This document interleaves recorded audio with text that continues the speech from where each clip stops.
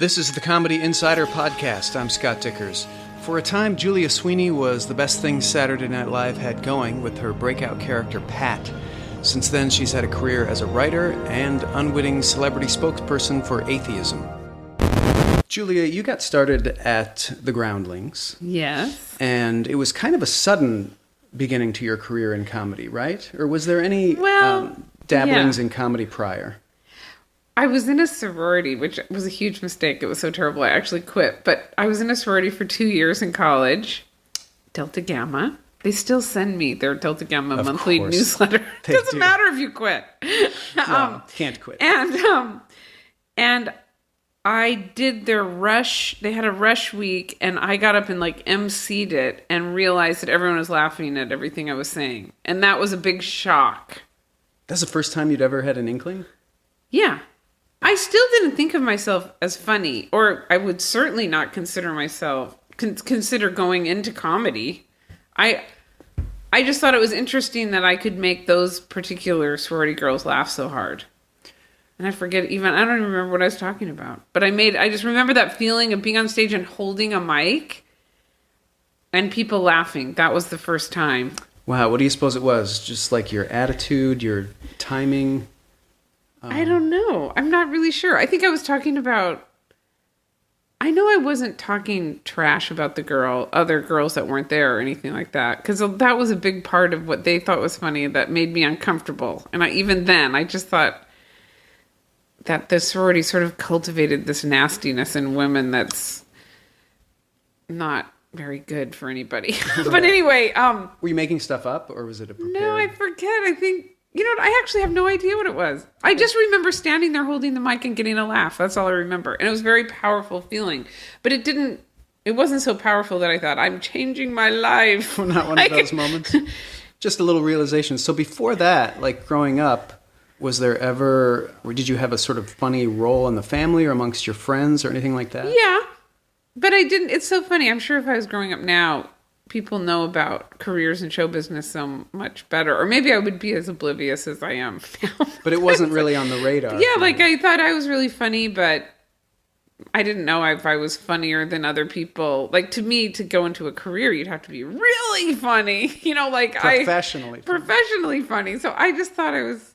I made people laugh in high school. I made people laugh in grade school. I was voted most humorous girl 2nd grade through 8th grade. Okay. So you've had a long, illustrious... connection with comedy, but never really put it together that you could do this. I'm very slow. That's what I've realized. It really takes me a long time to get it. Anyway, but yeah, so I was funny and I could make people laugh, and then but I still didn't think of being an actor. And then when I did decide to be an actor, I took a drama class in LA, and people started laughing every time I said my lines that were not even funny. And it was confusing to me because it wasn't even a funny character. So it was they're laughing at me, right? And then, but then I understood that it was funny. There was something about me that was funny, my point of view, plus something about myself that made people laugh. Yeah, if you don't mind my saying, it's a certain timbre to your voice and a little bit of the timing and your sort of bubbly attitude. You put all that together and mixed with a really sharp intellect that points out, incongruities or whatever. It's just funny. So, and a lot of people who go into comedy are those sorts of people who just have all those little ingredients that come together, just make them a funny person. They do things and people are laughing and they're not sure why. But usually people... That's nice to say. I think that's probably true. I don't know if I would have really accepted that until now. Interesting. This moment. No. But usually people develop those traits in childhood for a reason. Yeah. Do you... Oh, yeah. Do you think you developed them for a reason? Well, I did have a funny family. My dad was witty, and my mom was a character. She's just a nut. Well, some of the stories you tell are pretty outrageous. Yes. And also difficult. And I had a difficult time with her, and my dad was an alcoholic, so typical breeding ground for comedian. And where are you at this point? In Spokane, Washington. Okay. And now especially I look back and I think there was an outlet for people for the kids in the family, there were certain outlets for the difficulties that we encountered, which weren't horrendous. We weren't being beaten or anything. We had food on the table every night. It was just unpleasant. And it was tense unpleasant, and it was, it was screwed up psychologically. Sure. But not physically or anything like that. Like when my dad got drunk, he would tell you how much he loved you and what a nice person you were. So it wasn't like, because I remember going to All-A-Teen, and everyone would get up and say, my father beats me, and then at the end it's like, my father quotes Joyce and tells me how much he cares about me and how glad he is I'm alive. That's what happens when he gets drunk, and I'm suffering so much. No. So it wasn't terrible, but there was ways to deal with it. And for me, the way was to tell stories about it and to make it tragicomic stories. And that was my way. And I didn't totally get that. Like my brother Bill's way was to drink himself and do drugs. There were other kids who did that also. But mine was definitely that way. And I got the same relief from it that I think the people who got drunk got. Yeah. Yeah. And maybe you didn't even realize it, but it was making you happier. Right. Like I happened to choose a much healthier outlet. Not necessarily better. I'm just saying that it didn't make your body die. Right. But it had the urge to do it was the same, and it gave the same benefit. So after that sort of spark of realization at the sorority, a lot of time goes by before there's ever another inkling. And what happens in there? You go on with your life, you get a job? Yeah, I love film, so that's what took me to Hollywood, not to be a performer, but I just wanted to be around show business. And I got a degree in economics and European history, and then later also film criticism from the University of Washington. Okay. And then I headed to LA to be an accountant in the show business industry. And I achieved that dream at Columbia Pictures. Congratulations. And it was really exciting. And then I realized that everyone in Hollywood wasn't there because they loved movies like me. I thought everyone came to Hollywood because they loved the movies and they loved show business and they were knowledgeable about it, But then I realized it was really like a company town. So it was like if it was a steel town or something, people were having a job in the town where they lived, and that happened to be in show business. They weren't particularly interested in movies. And so then I realized, so accounting. I'm not going to spend my lunch breaks talking to my accounting friends about the Preston Sturges Film Festival that we're all going to at the Art Museum. And so then I developed a whole other group of friends who were movie lovers. But I still stayed an accountant for several years. And then eventually I started taking classes at the Groundlings, and that's how it started. And what spurred that, do you suppose? It was really because I was pretty good at accounting. And I kind of had gone up as high as you could go without having an MBA or a law degree. Do you do your own taxes now? No. And that is different. But I did up until... I had Canadian income, and then it was so difficult. Yeah. Then it was like, okay, I can't do my taxes anymore. But I do like that. It's enjoyable for me to work with numbers and to, I like putting things in categories like that. It was fun. I enjoyed it.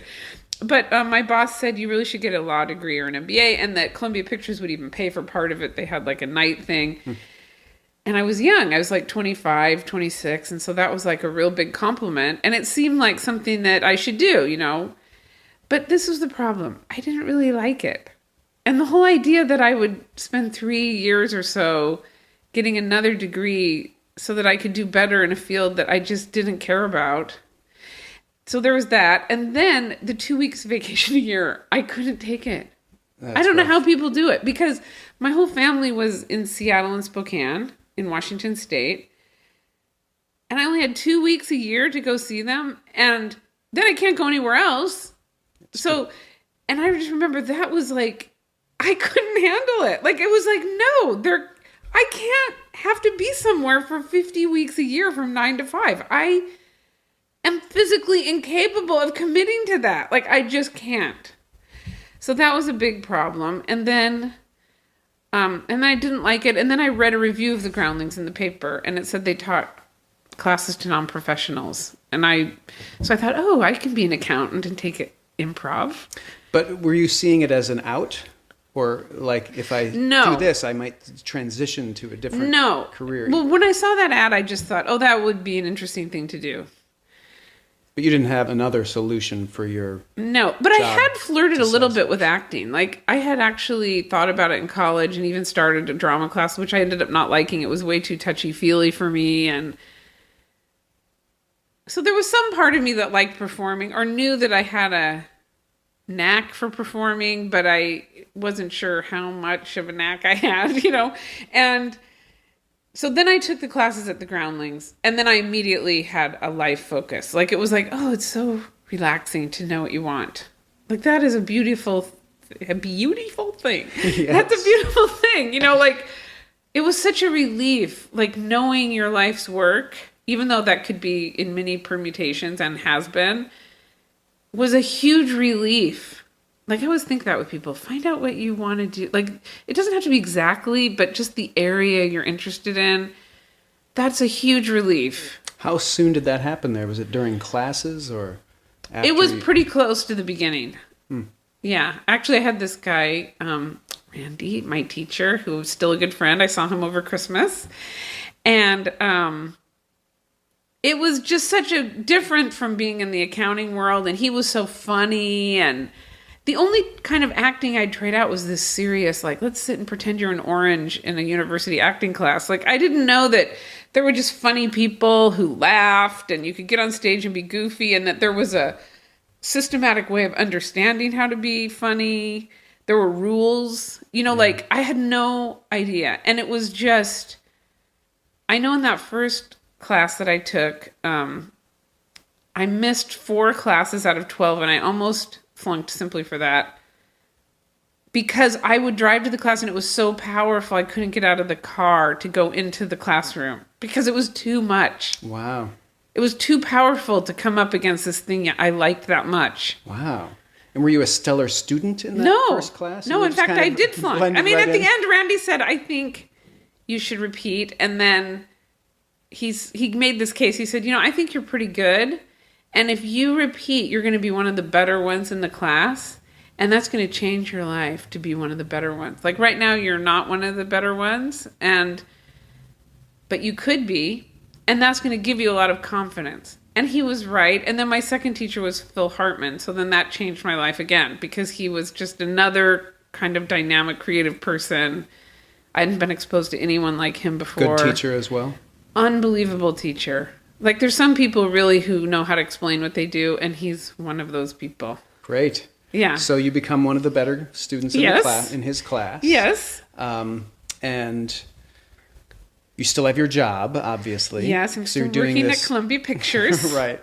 And you're paying the Groundlings at this point. Yes. Oh, yes. I think I paid the Groundlings the whole time I was there. That's how a lot of those systems work. I know.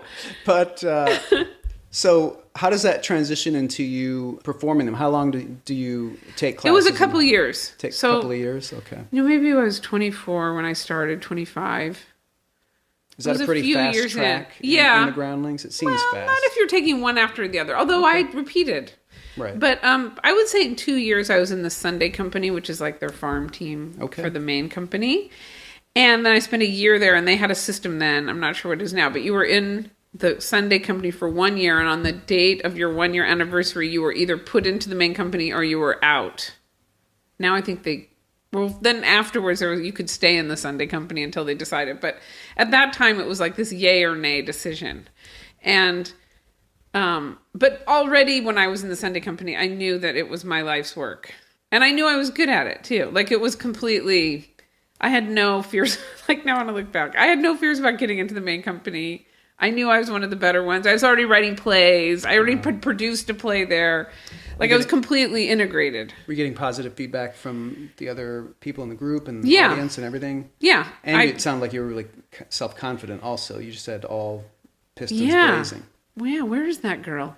I wasn't beaten down by life yet. Yeah, it's so in your much. 20s. Civilization had not crushed you yet. Right, I didn't understand.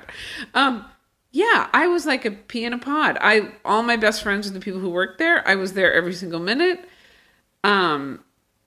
actually, after a while, the Groundlings ran into huge financial trouble, and because I had worked as an accountant, I took over the finances and basically ran the Groundlings for like 6 to 9 months until they found a new director who could run it. So I was living there. Like, I did everything. I cut the paychecks. I balanced the budget. I remember having to give everyone a 10% salary cut. Ouch. And I still remember the guy coming into my office who played the piano on the weekends. And it was really like it was going to be $30 less a week in his check, and him telling me how he couldn't make it. And I felt so bad. And, oh, that was so terrible. That was so terrible. That was really terrible. But anyway, I've done every single job at the Groundlings. I think I dated the guy who, I dated many of the guys there, but one of them, like the tech guys, like I understood the sound. I understood, everything. I loved it. So once you're the accountant for them, or you're basically running them, presumably you've left your other job at that point. And then do you ever go back to accounting at that? Yes, I do. You do? You really so it was just complete humiliation. Temporary sojourn into the Groundlings. Now, I can't exactly remember the exact chronology. I quit at Columbia. They gave me I just remember they gave me a big party, and they gave me a mug that was like a star on the Hollywood Walk of Fame that said like Julia Sweeney over it. Classy. And then when I had to come back with that mug, that's low. Oh my God. That's low. It was really sad. Yeah. It's like I'm back.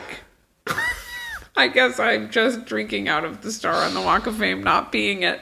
But presumably your spirit had not been crushed by that. No, well, I'd done well there, and I was friends with the person who had suggested that I go to law school and get an MBA. She was in charge, Sue Peter. She's still not at Columbia because it doesn't exist anymore, but I think she went to MGM and like runs their finance department now. And she said I could work by the hour, which is a really unusual thing. Like I could leave, in other words, and go to auditions. Great. So it was fantastic. She made it really easy for me. So you're auditioning for voice gigs or commercials? Yeah, commercials, stuff like that. Yeah. Okay. And then... I never got any of those jobs. But I spent a lot of hours going on the auditions. And then you make the transition to the main company, the Groundlings eventually. Yeah. And do well. Yeah. I think within a year I got on SNL. Yeah. Maybe, I think about a year. And I think most of us know what happened then. You... From what I recall, your character Pat was kind of the only thing they had going for a while there. Like it was the really big character. Yeah. So it got a lot of attention and just became huge. Huge. Yeah. I didn't even realize how big. I mean, I only recently realized it. Like I'm saying in the last year. Well, because at the time, you don't really know how, like for some reason, Pat has really stood the test of time. Well, it's such a universal character. Yeah, I guess, I mean, it is. And it was such an accident in so many ways. But how did it happen? Was it your creation? Did you work with a writer? Well, I had some people, other Groundlings that I was working with, but I came up with the character on my own. And I was really at first trying to be a particular guy that was really annoying. And also, that's right, I had just done this accounting job where I went to New York and I was moving a department from New York to LA. And one of the guys, basically, Pat is 2 guys and 1 girl that were all influenced me. Okay. And, but this one particular guy, I was doing imitations of him for people at the Groundlings, but I thought, am I doing it in drag I wasn't quite good enough to be in drag. So then I thought, okay, well, I'll just make that the joke to kind of cover up my lack of acting ability. But then that became the big joke. Like to me, I thought that would be a small joke. I actually had no idea how funny it would be to people to not know the gender. And I actually understand why it's funny. It's not like I don't get that. But at the time, I was thinking of this character and there was all this complex stuff. And then one of the things about the character was that you didn't know if it was a man or woman. Right. So did you have to work with the costume people to get that whole get-up? No, I just ran upstairs at the Groundlings. My friend Judy Toll, now deceased, had a fat suit. Okay. And her locker was next to mine. I still remember the moment she pulled it out of her locker and put it in my hands. I put it on. It was this gauzy thing. I still have it. It's this gauzy thing. And then I ran up to the upstairs in the attic where they had all the extra costumes. And I grabbed some khaki pants, and I grabbed the shirt that ended up being the shirt I wore the entire time and that they copied for the movie and like in every other way. And I grabbed a wig, and I ran out and did it. And then it was completely random, not thought out at all. It was really me like, oh, here's a wig. Oh, that's funny. And here's some glasses. Oh, that's funny. And here's this shirt, and it's kind of got a Western thing on it. Oh, that's weird. And it's funny because it's sort of like these khaki pants with the baby blue shirt is a common thing, but there's a little twist on it. So that was before. This is at the Groundlings before it's Before really the SNL. genderless thing is the main joke. No, it was genderless by then, but it was more like. But I didn't. Yeah, That wasn't the main joke. That wasn't the main joke. Was that Pat was obnoxious. I see. And Pat drooled a lot and had a lot of stuff coming out of Pat's face. Like there was tears, and there was one of the people had allergies, and then he sort of drooled a little bit, and he stood too close. He had no sense of space, and he was socially awkward and really oblivious. And just had that creepy way. And just a creepy way. Stayed with him. Like, and just stayed, and like standing too close. And yeah. Can you have lunch? And Right. you'd say no. And what about tomorrow? What about the next day? Like, no, I'll never have lunch with you. But all that dovetailed so nicely into when it became the genderless joke, because, you know, maybe people just intuit somebody with no gender maybe would never have an opportunity to develop any social skills because they're not dating necessarily or anything. So it all sort of like made sense as a unit Well, I when feel it like came together. Pat's obliviousness made Pat unaware of trying to be one or the other, I think. That was the original idea. And in the original person, it was true, too. Because he was never aware of the joke, and that you could always hang that joke on the punchline is him not knowing or being ambiguous or whatever, and just being totally unaware of that. And totally unaware that people are trying to figure it out or that it's meaningful or anything. Yeah. So were you able to bring out some of the more subtle things you had in the character when you did the movie, and you could go a little deeper with Pat or not? Yeah. I mean, we did work on it. I mean, it was Steve Hibbert, who I was married to then, my friend Jim Emerson, and me.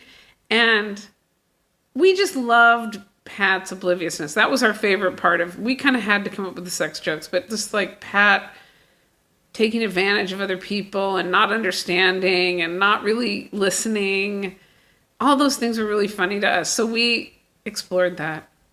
Yeah. So did you work with writers at SNL to come up with the sketches? Oh, yeah. Well, as soon as I got to SNL, I met this woman, Christine Zander, who's still a really close friend. And we were together for 4 years nonstop. We were never apart for 4 years. Like, we wrote every single Pat sketch. Every sketch that I was in, that I was the driving force. Well, that's not true. Other people wrote for me, but mostly it was Christine and I writing together. And we wrote things for other people that I wasn't even in. So we became real legitimate writing partners. Okay, so you wrote as well. It wasn't just like you performing and her typing. It was actually co-writing. Yeah. Mm-hmm. Okay, is that how it started, or did you sort of get to there? I always saw myself as a writer. Like, it's funny. There's some people at SNL who they're just pure performers. Like, they don't want to sit behind the, keyboard at all. But I always felt like if I had to choose, I'd be a writer over a performer. Although now I don't know. I don't know. Who knows? Well, when you're performing, especially improv, you're writing it in your head before you produce it. So it is an integral part of at least that kind of performing. Like, to me, every writer is a performer because they're performing it in their head and then writing it down. Absolutely. So, I don't know. I just felt like we just really bonded, me and Christine. And I always liked that, collaborating with people. That's great. Now, you mentioned something. I'm just going to take a little tangent here. In your second book, If It's Not One Thing, It's Your Mother. Yes. About the joys of being alone. Yes. And I know a lot of comedy professionals, myself included, who really don't need to be around other people. Yeah. Like, they're very insular and they love solitude. They kind of need solitude. Yeah. A lot of them have told me they believe they're on the spectrum. They're just so, socially not attuned or whatever. Right. And I don't know if you've come to that recently, but it seems like through your career, the Groundlings and going to SNL, it's like you formed really, really strong social bonds, and you're still friends with a lot of these people. Yeah. A lot of us aren't necessarily in that camp. It's always like withdrawing. Right. So maybe you just have both those abilities. Yeah. I mean, I'm trying to figure it out still, because I used to live alone, or if I had a roommate, I had my own room. So I had a lot of control over my being alone. Or I worked in a place that allowed me to be alone. Accounting, you can be pretty alone. And then I did other jobs where I felt separated off from people. So I got that need fulfilled of being alone. And then I would go out and perform and connect and really connect. You'd have more juice to connect because you're recharged alone. But I wasn't like... There's a lot of people who need to be performing a lot and around people a lot. And I didn't feel like that ever. And even while I had kind of a little posse, as you would say, a group of like 4 or 5 people that I was really close to, I didn't have I didn't understand the performer personality and all of its manifestations at first. And there's some people who really have to be around people all the time, and they have to be performing all the time. Yeah. And it was confusing to me because I thought, oh, well, I'm not like that. So maybe I'm not really a performer. But I think I am a performer. I'm just a performer who likes to... Because then I met other people who were more like me. But like I know people, and in some ways I envy them. They have to perform. They have to perform. Right. I don't have to perform. I really don't. I have such a good time with myself. Like I could just be by myself. Yeah. I hear you. Yeah, you enjoy it. Yeah. But it's not one of these things that, it's not the force that drives And it seems like it might seem like I'm putting down people who have to perform, but actually I kind of envy them in a way because they often get really good at it. Sure. Because they have to get good at it. It's like if you are a guitarist and you've got to be on stage so you can attract girls to you or whatever the reason is, you're probably going to get good. Right. Right? Yeah, no, a lot of those people, I'm thinking in particular of Chris Farley, who came up in his family filling that role. Right. Where performing in that family was what got him emotionally what he needed. So by the time he comes to Chicago and like just brazenly goes on the main stage of Second City, pretty Right. much upon entering the building, it was after 19, 20 years of performing. Right. And he was a master. Right. Because he's one of those people. Right. So yeah, no, I hear what you're saying. And now that you're writing more, you're getting more of that insular time. Yeah.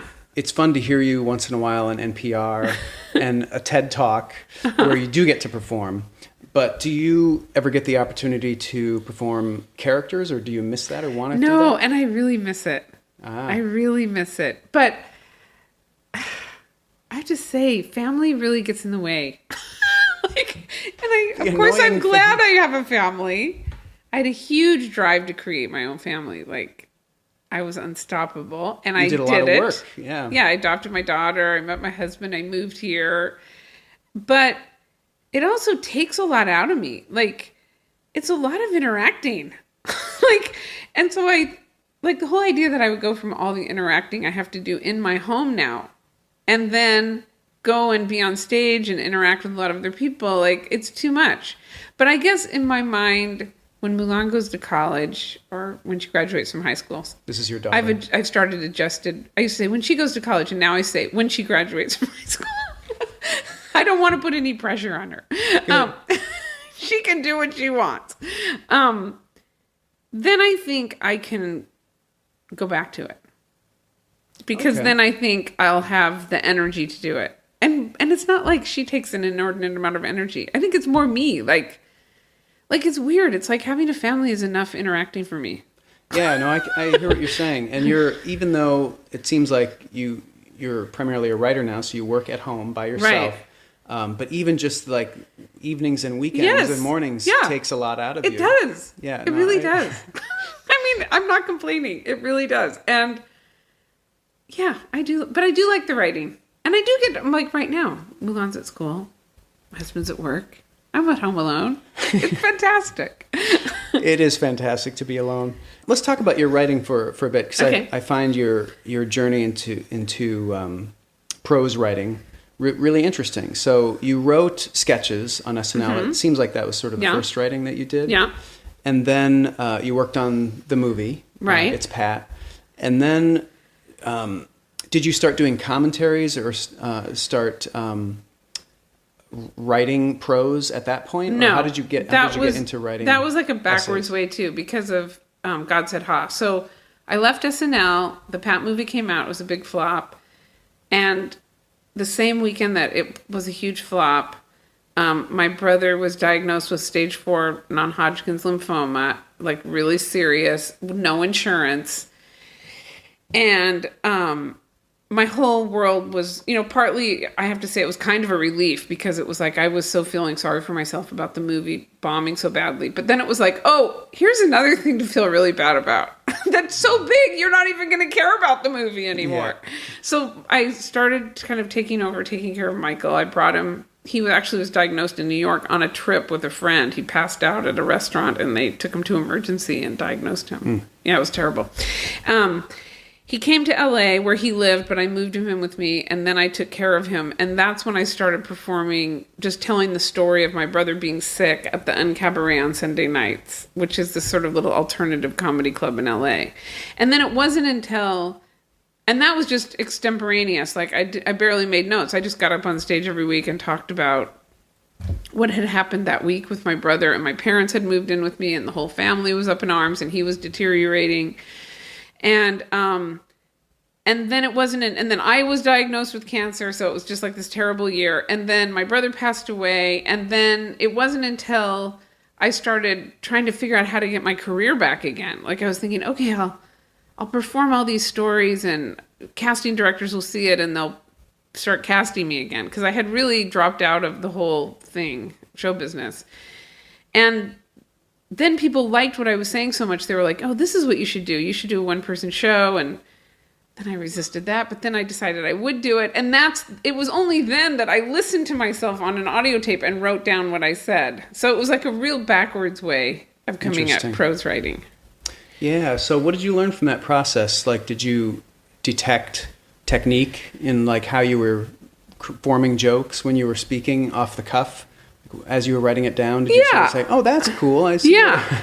Well, I do feel like I have a good instinct for how to tell the story. Like I immediately think, oh, this information don't tell till the end, and this is what needs to be emphasized so that later it's this, and this is how you kind of get through the middle so that people forget the thing of the beginning, all that kind of stuff. Tricks, yeah.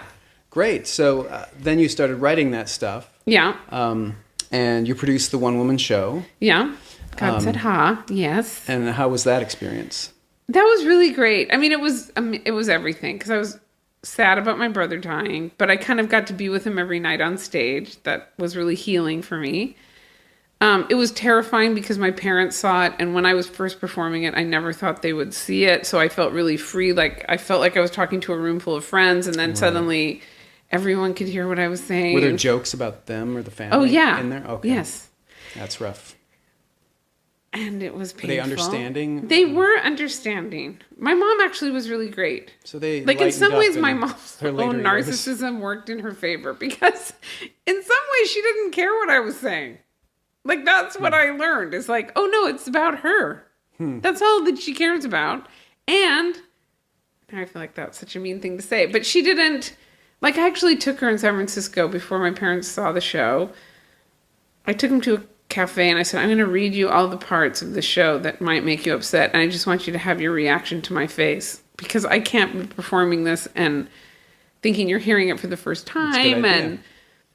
And I got through like 10 minutes of it, and my mom was like, oh, just stop, it's okay, I don't care. And I think she meant it. Wow.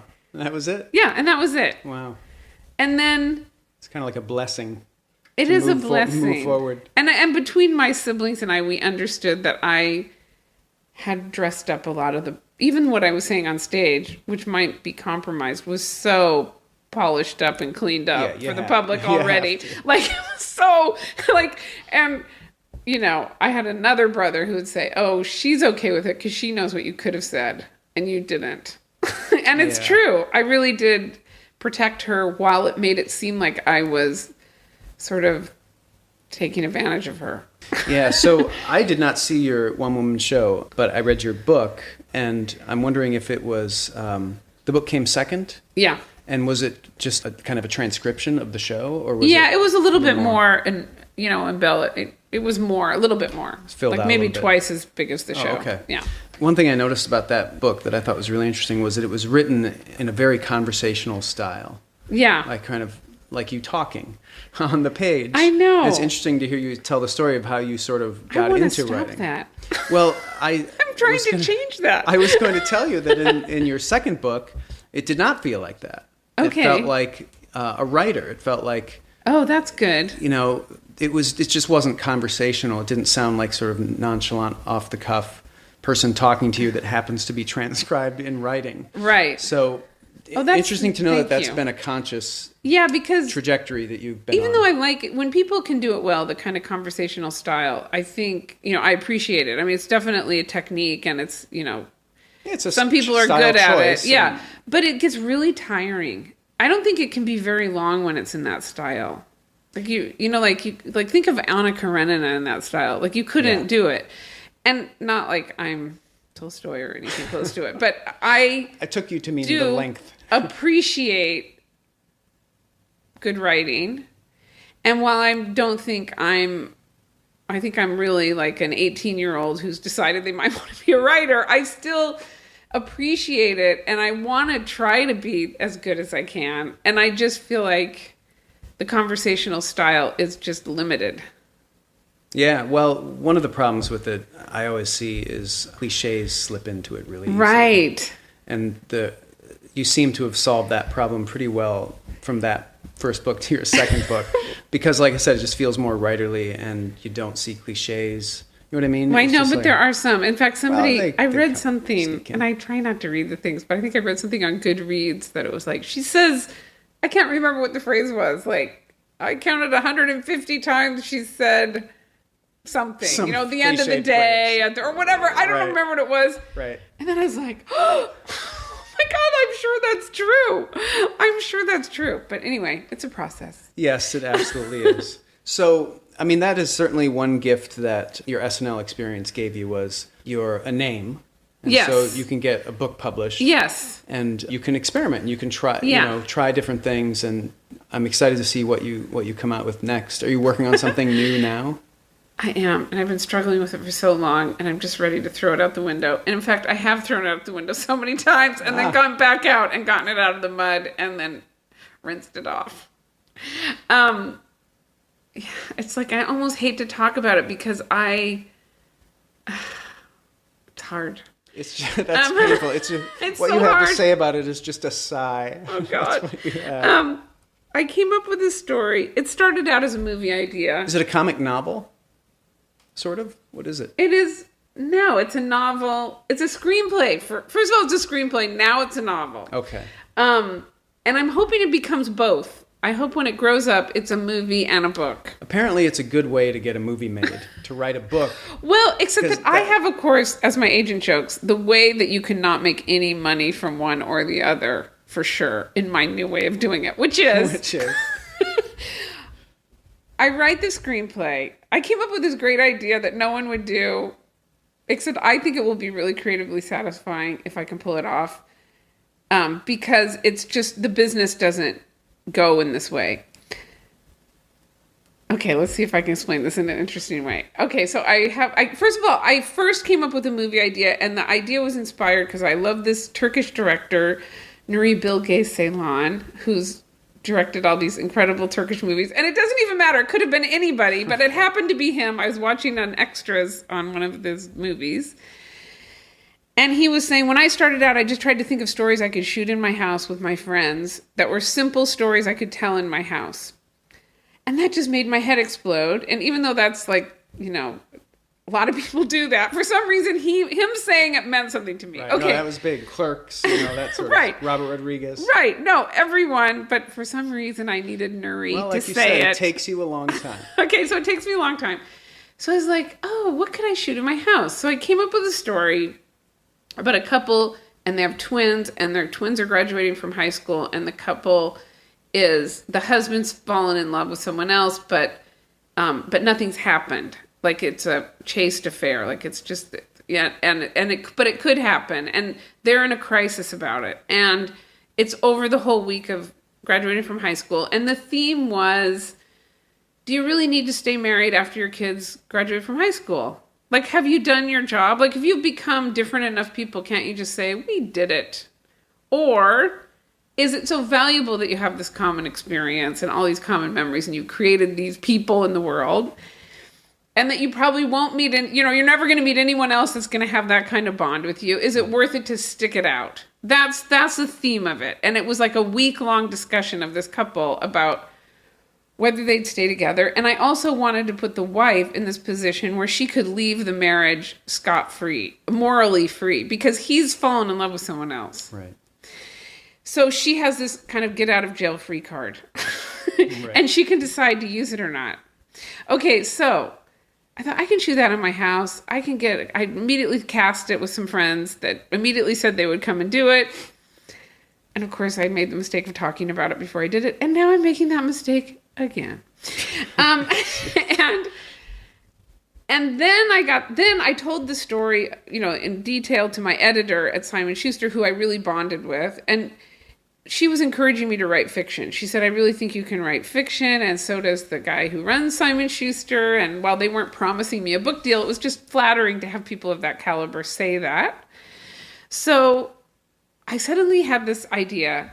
If I wrote the screenplay, and then I wrote a first draft of the book, but I didn't publish the book or show it to anyone, because that might make me some money, and I don't want to do that. Then I would shoot the movie, and because I know on a movie set, people bring things to it. There's some improvisation, things happen, characters become more developed. You have a small character that's a clerk, and they bring something to it you can't possibly imagine. Then you go back to the book, and so it's almost like the book would inspire the movie. The book would be used to give to the actors. Then the actors would do the movie, and you would take what they did and let that inspire the book again. Right. And then they would be this one piece. So there would be the movie, and then there would be this book that was this much deeper exploration. And even if, say, you caught some people walking by in the background of a scene, and it ends up in the movie, as the novelist, you could make a story for those people. Sure. So this was my brilliant idea. And it's still my brilliant idea. I'm hoping that happens. It's just so freaking hard. So I did a first draft of this screenplay, and I had a read through in February with some really wonderful actors here in Chicago. And it was so close to my real life. Like, it was sort of like, I've always written about my real life, and I thought I was really disguising this story. Even though my husband's not in love with someone, and I hope to stay married to him, it was so naked. It was in some ways so much more naked than my nonfiction. It was, and then there's a famous quote where it's like, people who write nonfiction tell lies, and people who write fiction tell the truth. Yeah, because you start with what you know, and in order to get those really realistic details, you go to your own life. Right. And also when it's fiction, you have this idea, well, this is fiction, so you can be really honest. Exactly. Okay, and it was, to me, so abundantly clear that I was writing about myself. And it was so embarrassing to me that I was, even though I knew, and it was a joke in our family, and it was always this joke that I was writing this thing.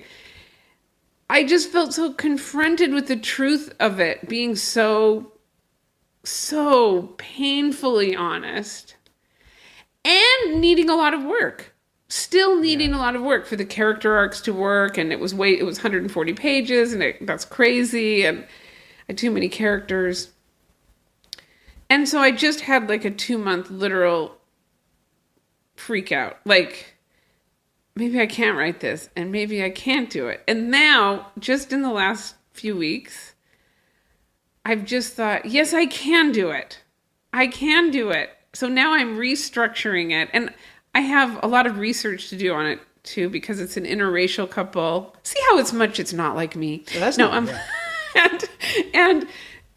he's African American, and he has a whole family thing about how his family came here. And I've been going to these lectures at the Evanston Library about the African Americans in Evanston and why the population's so big and why it's so small in the North Shore communities where I live. And there's like just an incredible history that has to do with that became part of the story. So in some ways I was able to fictionalize it even more, my story, and find areas that I'm really interested in researching. And a lot of it takes place at the Botanic Garden, and there's, so now I'm back into it. So now I'm thinking I really can do it, and I'm throwing myself back into it. And you're going to stick with your plan of doing the screenplay Yes. and make the movie and then Yes. improve the book. Yes. Okay, well, I hope your goal of not making any money comes to fruition for you. I know, because it'll probably take me like 3 years to do everything. That's a lot of work. So let's talk for a second about this sort of other avenue that your life has taken, which I found really interesting. You had a change of faith, or Yes. you lost your faith. I lost my faith. And you kind of unwittingly, because of your celebrity status, became a spokesperson for atheism. Yes. And you pop up occasionally as sort of a prominent atheist. Yes. And how has that been for you? It is weird.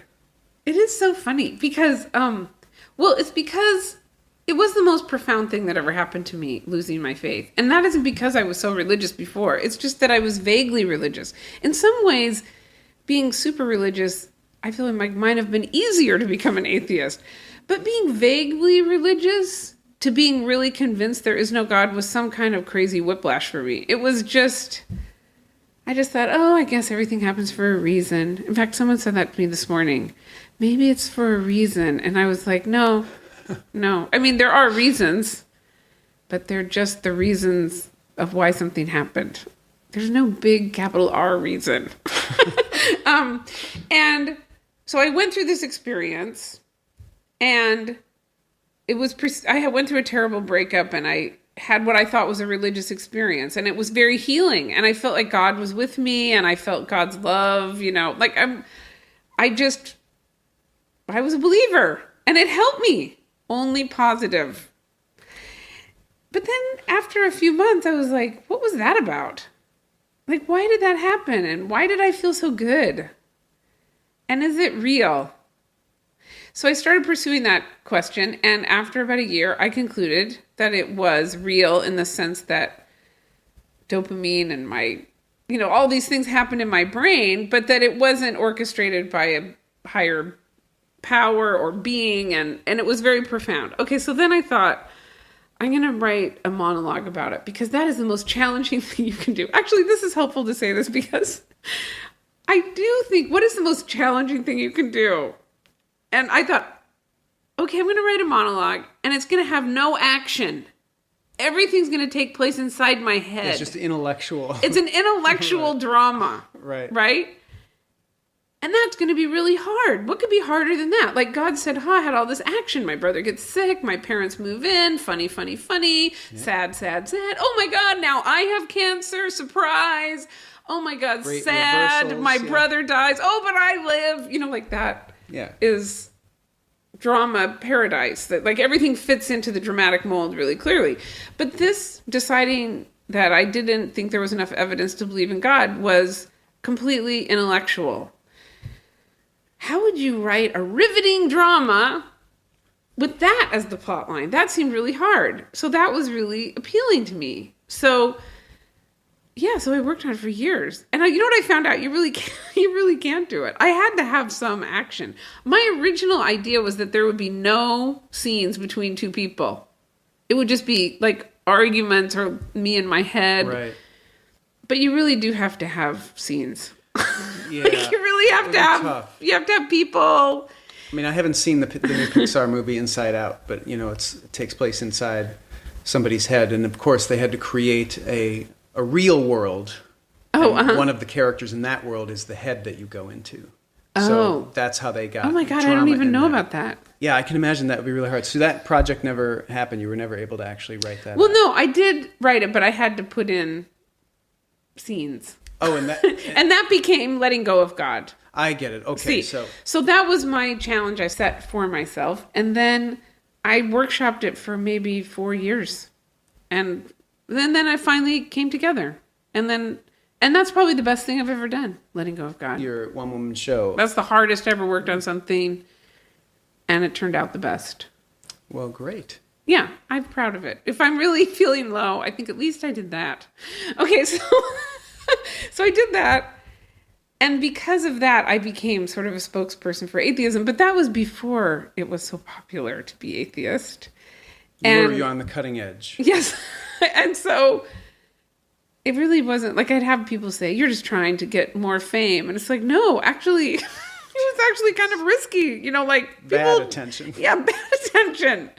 But a lot of people came to the show and that became outspoken atheists and started the sort of movement. I mean, they already were atheists and were trying to get into the conversation in popular culture about religion. And that's sort of how I got involved with that. Yeah, so you've been doing that, and it sounds like they still call you once in a while when somebody's putting on like a convention or they want a spokesperson. Well, I did, the 4 years that I was workshopping my show, I went to every single convention. Wow. And I always did like my work in progress or what I was thinking about. And then I just burned out on it. Like I just felt like it's hard to keep my ire up about religion because I actually see that religion's beneficial to a lot of people. Do you need ire though to be a spokesperson? Well, just for energy. Yeah. I mean, it's kind of part of the narrative people want to hear maybe. Yeah. When they go to those conventions or whatever.